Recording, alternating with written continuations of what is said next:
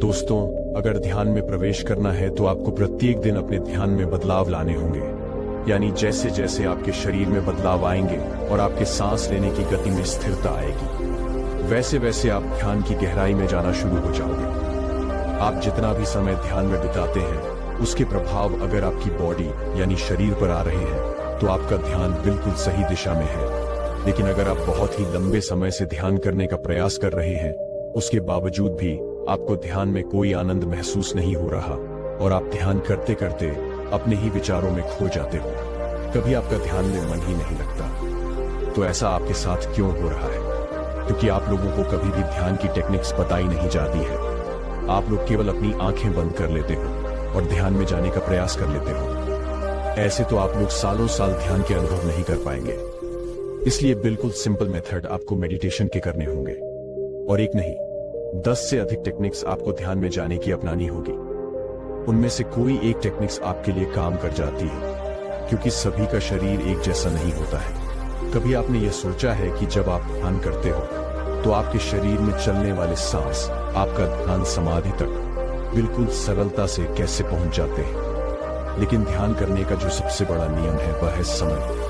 अगर आप ध्यान करने का सही समय नहीं चुन पा रहे हैं तो ध्यान में काफी कठिनाइयां आपके साथ में हो सकती है। और बहुत से लोग ऐसे भी हैं जो बड़े ही लंबे समय से ध्यान करते आ रहे हैं, लेकिन अभी तक उनका ध्यान उन्हें गहराई के अनुभव नहीं करा रहा है। ऐसी स्थिति में आपको आवश्यकता पड़ती है कुछ नया अपनाने की, जो हम आपको आज इस वीडियो में बताएंगे। हम आपको बताएंगे कि कैसे आप ध्यान में बड़ी सरलता से प्रवेश कर सकते हो। लेकिन यह जो विधि है उसके नियम भी हम आपको बताने वाले हैं, और साथ ही इस ध्यान विधि को करने से आपके शरीर में पहले दिन से ही ध्यान के अनुभव आपको प्राप्त हो सकते हैं। लेकिन यह विधि आपको 10 दिन लगातार करनी होगी। ध्यान करने से पहले आपको अपने सांसों को पहचानना होगा। आप लोग हैरान हो जाओगे इस बात को सुनकर कि आपकी सांसें आपको ध्यान से समाधि तक ले जा सकते हैं। अगर आप निरंतर सांसों की विधि का प्रयोग अपने ध्यान में करते हैं तो आपका ध्यान आपके जीवन को बदल सकता है। आइए सबसे पहले हम जानते हैं कि आपका शरीर, जिसमें 72,000 नाड़ियां काम करती है आपके लिए, और वह नाड़ी आपके शरीर में रक्त संचार और सांस को सही रूप से आपके शारीरिक अंगों तक पहुंचती है। लेकिन अगर हमारी यह नाड़ियों कमजोर है तो हमें ध्यान में काफी कठिनाइयां महसूस हो सकती है, और 12,000 नाड़ियों का ध्यान में बहुत बड़ा बलिदान होता है, क्योंकि ध्यान में आपके शरीर का रक्त संचार बिल्कुल सही दिशा में जाना चाहिए और आपकी सांस भी सही रूप में चलनी चाहिए। एक गहरी और लंबी ली हुई सांस आपके पूरे शरीर में फैलती है। अगर आप अपने ध्यान में सांस को महसूस कर लेते हैं कि यह सांस कैसे आपके पूरे शरीर में भ्रमण कर रही है, तो उसी दिन से आपकी ध्यान में यात्रा करने की शुरुआत हो जाती है। और इस यात्रा को करने के लिए आपको अपने सांसों के साथ जुड़ना होगा। आपको गहरे ध्यान में जाने के लिए अपने सांसों का सहारा लेने की आवश्यकता है। जब आपकी सांस आपकी इड्डा नाड़ी और पिंगला नाड़ी से होते हुए, यानी आपके नाक के दाएं और बाएं छेद से जो सांस आपके शरीर में जाती है, आपको वहीं से अपनी सांसों के साथ जुड़ जाना है। यही 10 दिन का प्रयास आपको करना होगा कि आप अपने सांसों के साथ जुड़ सके और अपने शरीर के हर उस अंग को महसूस कर सके जहां पर आपकी सांस पहुंच रही है। अब सबसे पहले बात आती है सही मुद्रा में बैठने की। ध्यान में बैठने के लिए आपको सुखासन मुद्रा का इस्तेमाल करना चाहिए, या फिर अगर आपकी पीठ में दर्द रहता है या किसी भी प्रकार की कोई समस्या है जिसकी वजह आपकी की पीठ में दर्द बनता है, तो आप इस ध्यान को लेटकर भी कर सकते हैं। केवल एक बात आपको याद रखनी होगी कि जब आप अपने ध्यान में प्रवेश करना चाहते हैं और ध्यान की शुरुआत करते हैं तो आपकी रीढ़ की हड्डी बिल्कुल सीधी रहनी चाहिए, क्योंकि जब आपके शरीर में सांस अंदर की तरफ जाती है तो आपके शरीर में सीधी प्रवेश करती है और सीधा आपके मूलाधार चक्र के पास जाकर टकराती है। वहां पर एक ऊर्जा पैदा करती है, जो ऊर्जा सुषुम्ना नाड़ी यानी आपकी रीढ़ की हड्डी के पास एक ऐसी नाड़ी है जिसके अंदर एक लिक्विड भरा हुआ है, यानी उस लिक्विड को शारीरिक ऊर्जा भी कहा जाता है। और इस नाड़ी की शुरुआत आपके मूलाधार चक्र से होती है, और जब आपकी सांस इस नाड़ी के ऊपर प्रेशर डालती है तो सुषुम्ना नाड़ी के अंदर का लिक्विड ऊपर की तरफ चला जाता है, और जब यह लिक्विड ऊपर की तरफ उठता है तो आपका ध्यान अपने आप ही गहरा होता चला जाता है।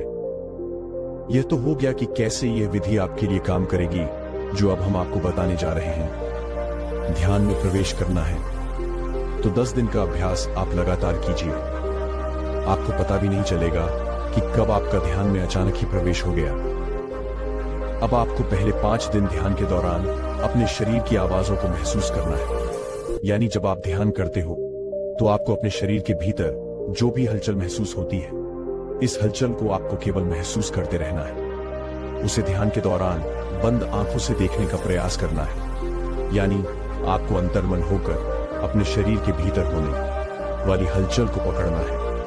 आपको इस दौरान अपने दिल की धड़कन महसूस होगी, उसकी आवाज से आप सुनते रहे और उसके बाद आपको अपने शरीर के किसी भी अंग में अगर कोई हलचल महसूस हो रही है तो उसे अंदर ही अंदर देखते रहे और महसूस करते रहे। जैसे कि जिस शरीर के हिस्से में चींटियों का काटना, वाइब्रेशन होना, और काफी व्यक्तियों को तो अपने पेट से आवाज आती हुई महसूस होती है। तो जो भी आपके साथ में ध्यान की स्थिति में हो रहा है, केवल उसे महसूस करते रहे, लेकिन इस दौरान कोई भी विचार आपके मन में नहीं आना चाहिए।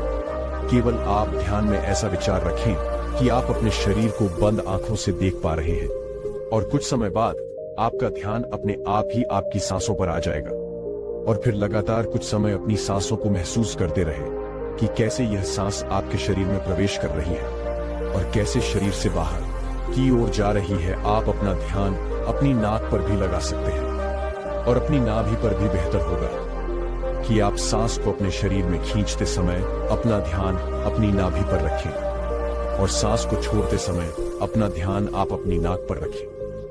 ऐसा करने से आपका सांसों के साथ शांत रूप से संपर्क बनना शुरू हो जाएगा।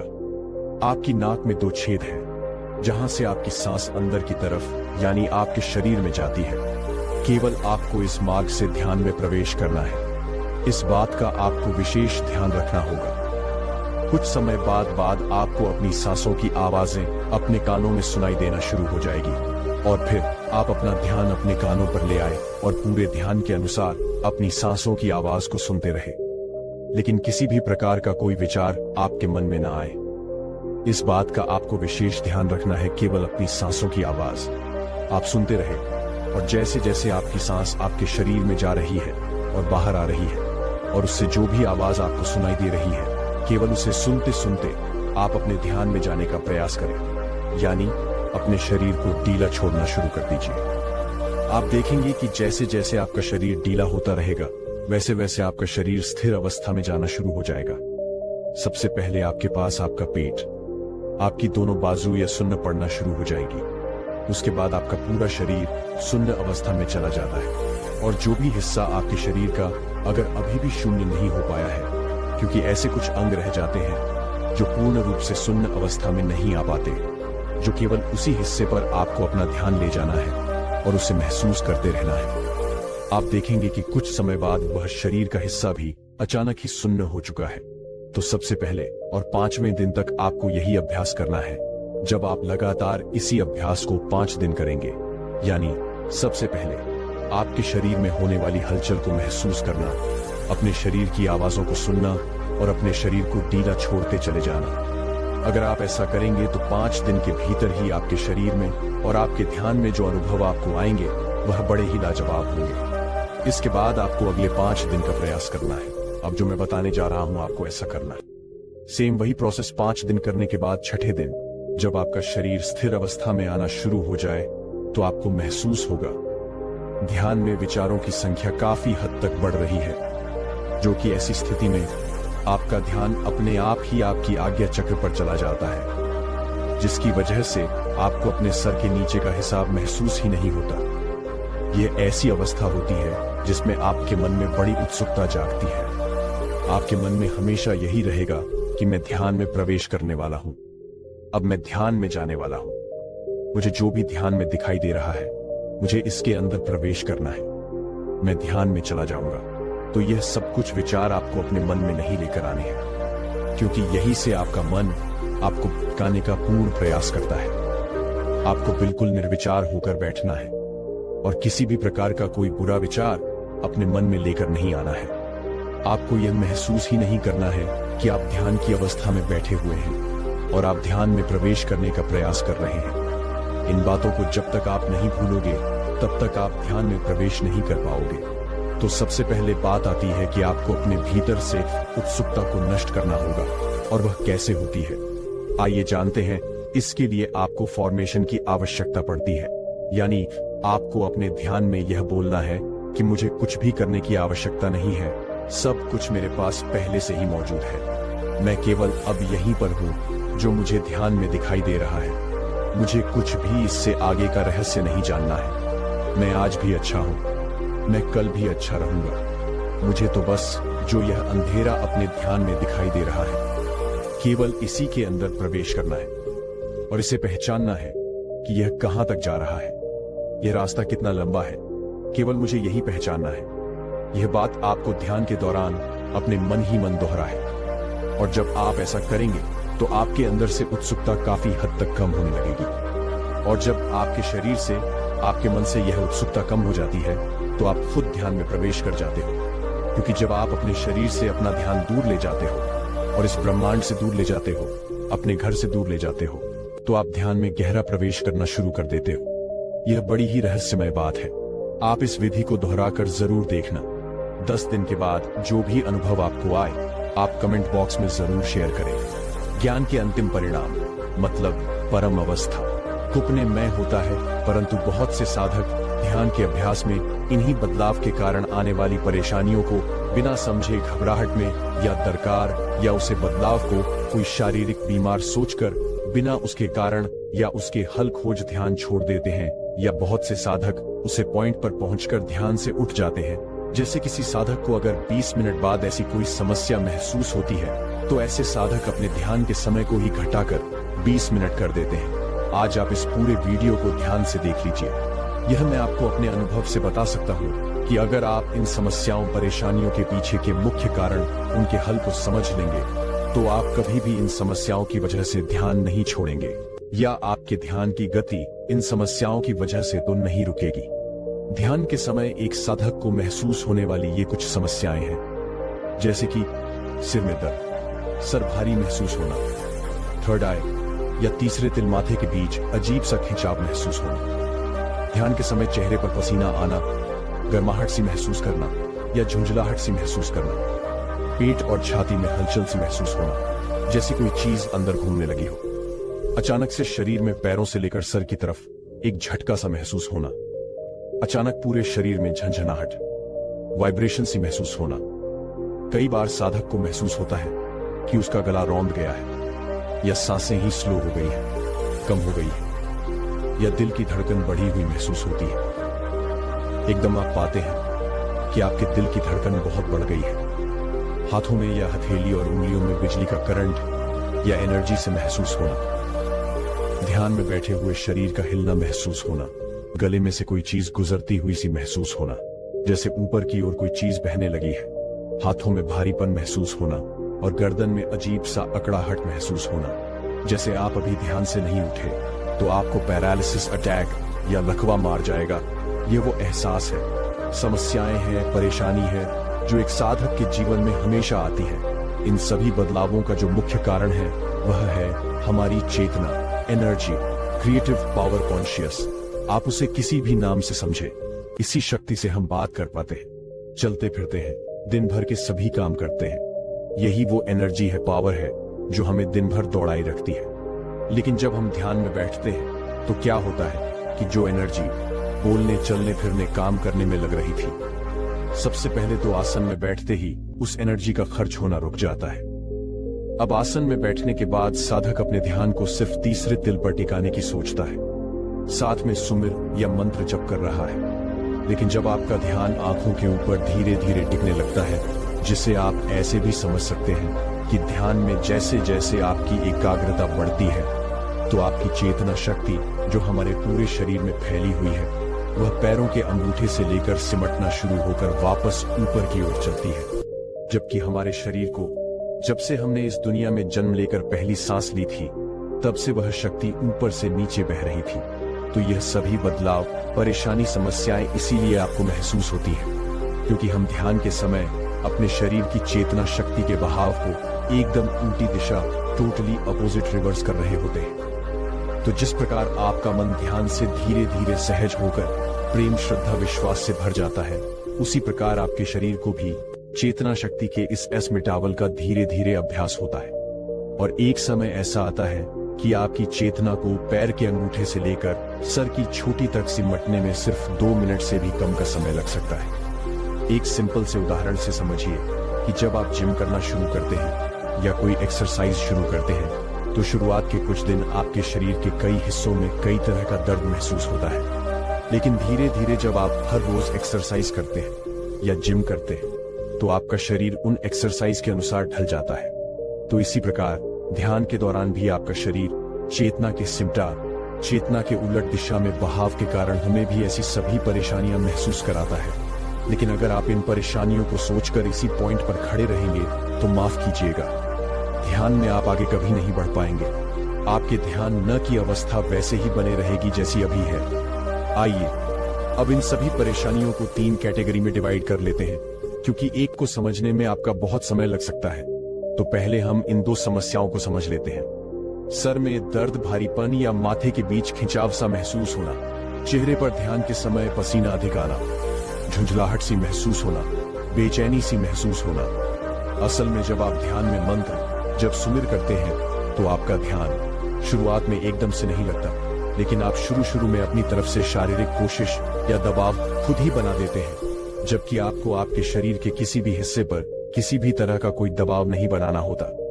अगर आपको ध्यान से उठने के बाद भी सर में यही दर्द, भारीपन या खिंचाव सा महसूस होता है तो आप समझ जाइए कि यह आपके द्वारा अधिक दबाव या प्रेशर की वजह से हो रहा है। ज्यादातर साधक इसी माथे के बीच में मूवमेंट सेंसेशन को ऐसे समझ लेते हैं कि अभी कुछ घटित होने वाला है या अभी अगले पल आपको कुछ दिखाई या सुनाई देने वाला है। मैं आपको अपने अनुभव से बता सकता हूँ कि जब तक आपके मन में इस दर्द या खिंचाव के लिए यह विचार है तब तक ना कुछ दिखाई देगा और ना ही कुछ सुनाई देगा।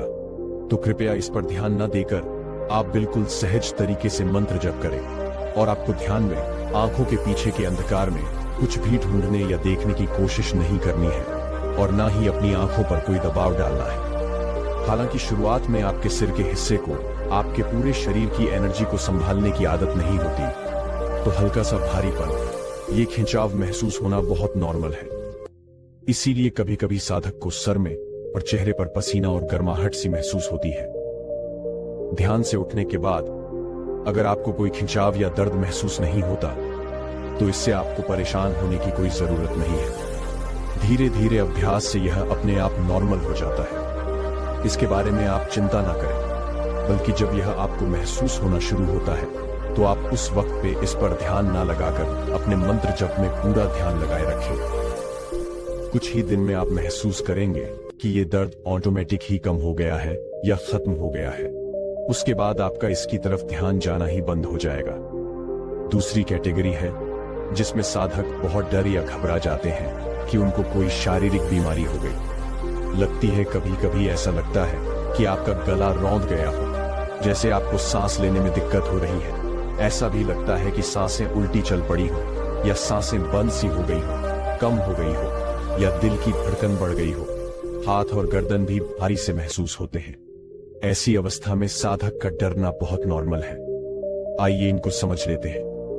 पहला कारण है कि जब आपकी चेतना सिमर है, तो जहां जहां तक आपकी चेतना सिमर चुकी है, जैसे कि आपकी बॉडी कंधों तक सुन्न हो गई है, इसका मतलब आपकी चेतना कंधों तक सिमट चुकी है, तो शरीर के निचले हिस्सों को अब एनर्जी की उतनी जरूरत नहीं है जितनी कि हमें दिन भर के काम के लिए चाहिए होती है। तो इस अवस्था में ऑटोमेटिक आपकी सांसें धीरे स्लो हो जाती हैं। सांसों के स्लो हो जाने की वजह से आपके दिल की धड़कन भी स्लो हो जाती है। लेकिन इस अवस्था में अगर आपका ध्यान एकदम किसी भी वजह से टूट जाए, जैसे कोई बाहरी आवाज इतनी तेज सुनाई दे या आपको कोई ऐसा विचार एकदम आ जाए कि आप एकदम जाग उठे या आंखें खोल लें, तो इस अवस्था में जैसे ही आपका ध्यान नीचे गिरता है तो जो चेतना शक्ति सिमटकर कण तक आ चुकी थी दोबारा पूरे शरीर में दौड़ने लगती है।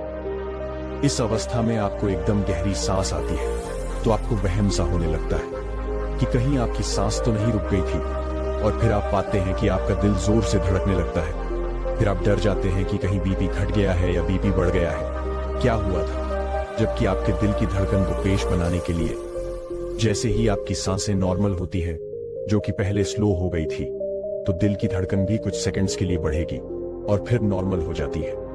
इसमें आपको घबराने की जरूरत नहीं है। दूसरा कारण है, नॉर्मल लाइफ में हम हमेशा बिना सांसों पर ध्यान लगाए सांसें लेते रहते हैं। ना ही हमें इसके लिए कोई विचार करने की जरूरत है, ना ही कोई प्रयास करने की जरूरत है।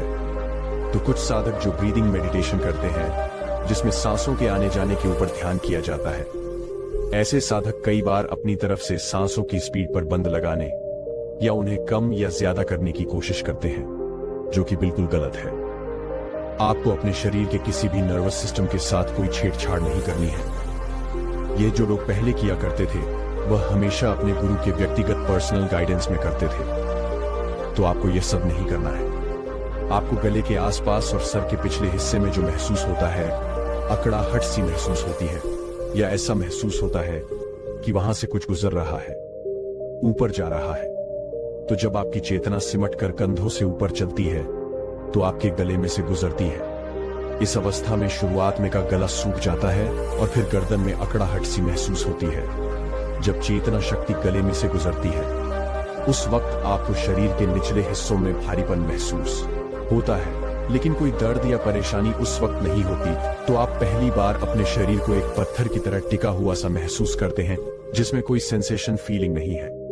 जब तक चेतना का ध्यान नीचे नहीं पहुंचा जाता, आपको महसूस होता है कि आपके शरीर पर कोई कंट्रोल नहीं है। ऐसे में डर लगना स्वाभाविक है। तीसरी और अंतिम कैटेगरी की समस्याएं, जैसे कि पेट और छाती में हलचल से महसूस होना, जैसे कोई चीज इधर उधर घूमने लगी हो, अचानक पूरे शरीर में झंझनाहट सी महसूस होना, अचानक से शरीर में पैरों से लेकर सर तक एक अजीब सा झटका महसूस होना, ये सभी फीलिंग परेशानी समस्याएं आपको जब फील होती है, जब आपकी चेतना शक्ति सिमटकर ऊपर की ओर बहती है और शरीर के किसी भी हिस्से में जहां कोई ब्लॉकेज होती है, वहीं पर चेतना शक्ति सीधे ऊपर ना जाकर दाईं और बाएं तरफ फैलने लगती है। अब वो फोर्स पैरों से सिमट चुकी है और दूसरी तरफ आप ध्यान आज्ञा चक्र पर टिकाए हुए हैं। ध्यान के एकाग्रता से उस एनर्जी को और ऊपर सिमटने के लिए प्रेरित कर रहे हैं। इस अवस्था में अगर एनर्जी की फोर्स कम है, तो आपके हाथों, पैरों, जांघों, कमर पर, पेट में, छाती में गर्माहट या कुछ घूमता हुआ या कुछ मूवमेंट सी फीलिंग होती है। लेकिन अगर आपके ध्यान की एकाग्रता अधिक है और की फोर्स ज्यादा है, आपको ऐसे झटके महसूस होते हैं कि आपके शरीर को झकझोर देते हैं, जिससे आपका ध्यान एकदम टूटता है। सांसें एकदम तेज महसूस होती है, उसी के अनुसार दिल की धड़कन बढ़ जाती है। ऐसी अवस्था में साधक डर जाता है, तो ये इस तरह की वाइब्रेशन भी आपको महसूस होती है। इनसे घबराने की जरूरत नहीं है। आपको शरीर में इस तरह की कोई भी हलचल महसूस हो, यह आपके ध्यान को नीचे ले आता है। आपको तुरंत इन सब चीजों की चिंता के बगैर अपने ध्यान को आंखों के ऊपर माथे के बीच में ले जाना है। जब तक आपकी बॉडी की सभी ब्लॉक क्लियर नहीं होंगी, आपको इस तरह के झटके, वाइब्रेशन और सेंसेशन ही महसूस होती रहेंगी। लेकिन अगर आप इसे किसी पॉइंट पर छोड़ देंगे, तो यह सेंसेशन कभी भी क्लियर नहीं हो सकती। आप 20 साल भी इसी पॉइंट पर अटके रहेंगे। 20 साल आपको झटके ही महसूस होते रहेंगे। जैसे ही आप ऐसी किसी अवस्था में खुद को महसूस करें, तो अपने गुरुजी या परमात्मा को याद करें और दोबारा से ध्यान को एकाग्र करें। कुछ दिनों में आप पाएंगे कि वह सेंसेशन जैसे बंद हो गई है। पूरे प्रेम, श्रद्धा व संपूर्ण विश्वास के साथ ध्यान करें। आप परमात्मा को याद कर रहे हैं, ऐसे में आपके साथ क्या गलत हो सकता है। एक बार की बात है, एक महान गुरु के 2 शिष्य गुरु के घर के बगीचे में टहल रहे थे। उन्हें रोज सुबह शाम बगीचे में घूमने की अनुमति गुरु के द्वारा दी गई थी कि सुबह शाम बगीचे पर घूमना एक प्रकार का ध्यान था। चलने वाला ध्यान, जैसा कि जैन शुरू करते हैं। चलते हुए ध्यान है, यानी कि चलते हुए पूरी तरह से जागरूक होना। आप 24 घंटे बैठ नहीं सकते। पैरों को थोड़ी गति की आवश्यकता होती है, रक्त को थोड़े संचालन की आवश्यकता होती है। इसलिए जैन और सूफीवाद दोनों में अब कुछ घंटों के लिए बैठकर ध्यान करते हैं। फिर आप चलते हुए ध्यान करना शुरू कर देते हैं, लेकिन आप हमेशा ही ध्यान में रहते हैं, चाहे आप बैठे हो या चल रहे हो। आपके अंदर की ध्यान की धारा टूटनी नहीं चाहिए। उन दोनों शिष्यों को धूम्रपान करने की आदत थी और इसके लिए वह गुरु की अनुमति मांगना चाहते थे, लेकिन काफी दिनों से वह गुरु से पूछ नहीं पा रहे थे। इसलिए आज उन दोनों शिष्यों ने निश्चय किया था कि जब कल सुबह फिर से बगीचे में घूमने आएंगे, तो आके सबसे पहले गुरु से धूम्रपान की अनुमति लेंगे। ज्यादा से ज्यादा क्या होगा, गुरु धूम्रपान के लिए मना कर देंगे, लेकिन हम कल उनसे पूछ ही लेते हैं। एक शिष्य ने कहा, यह सुन। दूसरे ने कहा, मुझे लगता है गुरुजी हमें अनुमति दे देंगे। मुझे नहीं लगता कि बगीचे में धूम्रपान करना कोई गलत बात नहीं है, और फिर हम उनके घर के अंदर तो धूम्रपान कर नहीं रहे। इसके बाद कल सुबह गुरु से उम्रपान की अनुमति लेने के वादे के साथ वे दोनों अपने अपने घर चले गए। अगले दिन वे दोनों फिर बगीचे में मिले। एक बहुत गुस्से में था। वह गुस्से में था क्योंकि दूसरा धूम्रपान कर रहा था। उस दूसरे शिष्य ने तंबाकू की एक गज भरते हुए पूछा, क्या हुआ? पहले शिष्य ने बड़े गुस्से में कहा, मैंने भी पूछा था, लेकिन मुझे साफ मना कर दिया और कहा कि नहीं कर सकते हैं, और तुम यहां धूम्रपान कर रहे हो, अपने गुरु के आदेश का अपमान कर रहे हो। दूसरे ने कहा, लेकिन उन्होंने तो मुझे हां कहा है। ये सुन, पहले शी ने कहा, यह तो बहुत अन्यायपूर्ण बात है। मैं अभी जाकर गुरुजी से पूछता हूं कि उन्होंने मुझे ना, और तुम हां क्यों कहा। दूसरे ने कहा, एक मिनट रुको, तुम पहले मुझे यह बताओ कि तुमने उनसे पूछा क्या था। पहले ने कहा, मैंने क्या पूछा था?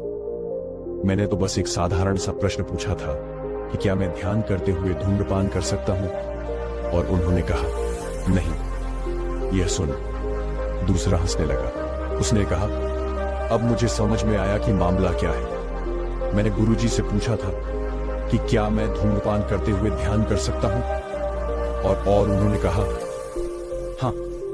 यहां बस हमारे प्रश्न पूछने के तरीके और शब्दों के चुनाव में फर्क था, और तुमने देखा कि हम दोनों के उत्तर बिल्कुल अलग थे, जबकि हम दोनों एक ही प्रश्न पूछना चाहते थे। यह पूछना कि क्या मैं ध्यान करते समय धूम्रपान कर सकता हूं। कितना बदसूरत सवाल है। इसका उत्तर भी ना ही होना था, क्योंकि अगर कोई ध्यान कर रहा है, फिर वह ध्यान के बीच में धूम्रपान कैसे कर सकता है। लेकिन यह पूछना कि क्या मैं धूम्रपान करते हुए ध्यान कर सकता हूं, एकदम सही सवाल है, क्योंकि कोई भी इंसान धूम्रपान को तो ध्यान से कर ही सकता है। वह धूम्रपान करते समय उसकी एक प्रक्रिया को जागरूक होंगे, बड़े ध्यान से कर सकता है। सब कुछ ही प्रश्न पूछने का खेल है। यदि आप सही प्रश्न पूछते हैं तो यह ब्रह्मांड खुद संगीत बखुदा है। और अंत में उस दूसरे शिष्य ने गंभीर होकर कहा, जीवन ना तो दुख है और ही आनंद। जीवन एक खाली कैनवास है, और हमें इसके बारे में बहुत कलात्मक होना चाहिए। आशा करता हूं आज की जानकारी से आपको आपके ध्यान में कुछ फायदा मिलेगा। दोस्तों, वीडियो को यहीं समाप्त करते हैं। यदि वीडियो अच्छा लगा हो तो चैनल को सब्सक्राइब और वीडियो को लाइक जरूर करें।